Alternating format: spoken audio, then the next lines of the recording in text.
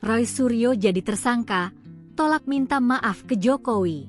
Pakar telematika Roy Suryo sudah menutup pintu maaf untuk kubu mantan Presiden RI Joko Widodo, Jokowi, dalam kasus dugaan ijazah palsu Jokowi. Roy kembali menegaskan bahwa dia dan kedua kawannya, pakar forensik digital Rismon Hasiholan Syanipar dan Dr. Tifauziat Tiasuma, menolak melakukan mediasi dengan kubu Jokowi. Adapun saat ini Rismon dan Tifa RRT sudah menjadi tersangka kasus dugaan pencemaran nama baik Jokowi sehubungan dengan tudingan ijazah palsu. Saat ini kasus masih bergulir di Polda Metro Jaya. Tidak hanya menutup pintu maaf untuk Jokowi, Roy juga menolak meminta maaf kepada Jokowi. Sementara itu, Ahmad Hozinuddin selaku pengacara mengatakan ada syarat-syarat dalam mediasi kasus.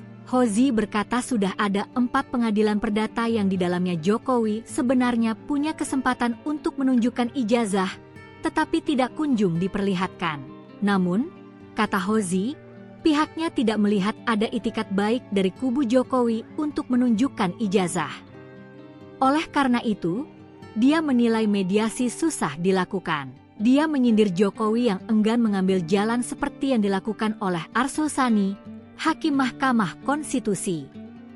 Berbeda dengan Jokowi, Arsul Sani memilih langsung menunjukkan ijazahnya ketika ijazah itu dipertanyakan.